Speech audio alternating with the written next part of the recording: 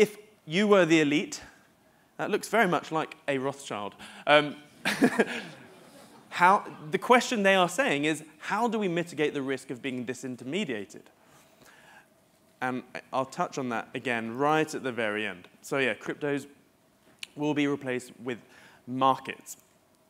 Thousands of markets, okay? So at the moment we have, as I said, the stock market is a network. You have the London Exchange, the New York Exchange, but there is an entity that controls the London stock market, the New York stock market, and there is a kingpin at the top. They can lock down the stock market at will. So remember the superpower of cryptos? They don't like people with, choke point power, so to speak. So the stock markets will be disintermediated, and what will happen is that we'll have thousands and thousands of stock markets around the world. I've said this time and time again. I'm from the center of the universe, Norwich. It's a fine city. We will, at one point, have the Norwich stock market, where the companies within the Norwich stock market will be local businesses. And if you like a particular coffee shop and you want to help grow it, etc., and you like the owner, you can donate. You can invest in that shop. Everything will be tokenized. Everything will be tokenized. Someone once said that, oh, crypto is just a fad. It's just like air miles, but with crypto shizzle in it or whatever. And the thing is, yes, give it 5 years ago, yes, it was a fancy air miles thing, but it's so much more. So yeah, air miles will be tokenized. We have Avios, I think, which is the big air miles thing at the moment. You'll have a decentralized air miles crypto of some sort.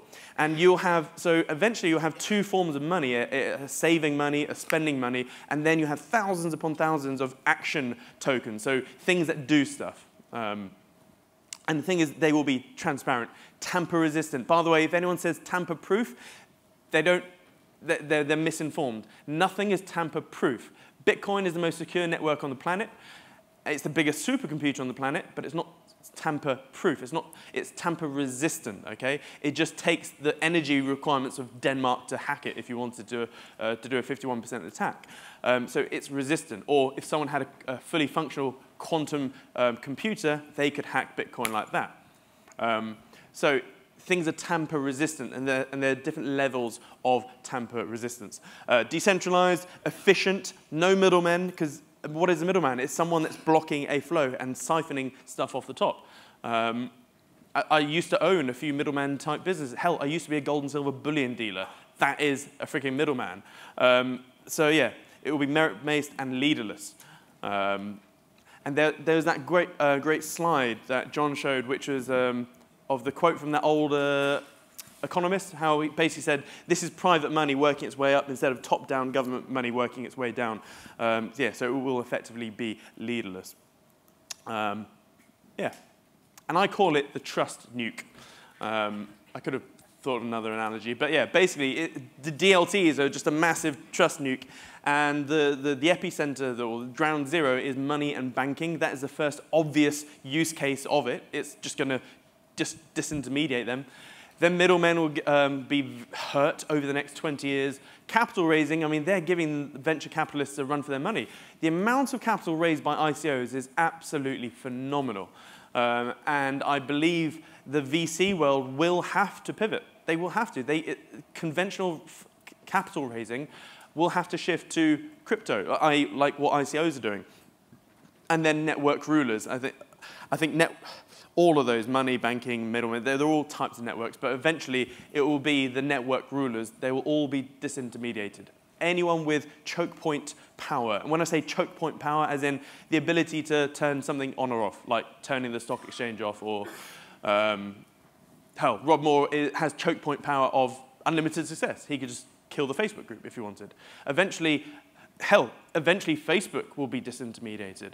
The internet itself will be disintermediated. So, yeah.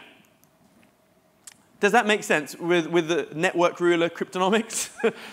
Yes, no? OK, cool. So always keep an eye on the network rulers, OK? Whenever you want to work something out, follow the money. The money never lies, ever. Follow the money. Who is going to profit from it? Who's going to gain or lose control? You need to know who who's gaining or losing power. And I think on a Facebook comment, someone was talking about the Syrian war when I posted that thing, and it's, oh, blah, blah, blah, no one's going to win with, if shit hits the fan, etc. Yeah, 99.99% of people will lose out and people will die, but the 0.001% will massively profit. BAE Systems will massively profit. The people supplying the weaponry, they will massively profit. So the investing angle, as I say, my nose is like a pig with sniffing out truffles through 3 feet of shit. I can smell profit-making opportunities everywhere. The people that will profit from all of this crap are the weapons, the industrial military complex. So yeah, eventually when BAE Systems or Boeing or Lockheed Martin is tokenized, that will be probably a safe thing to, or stock to invest in.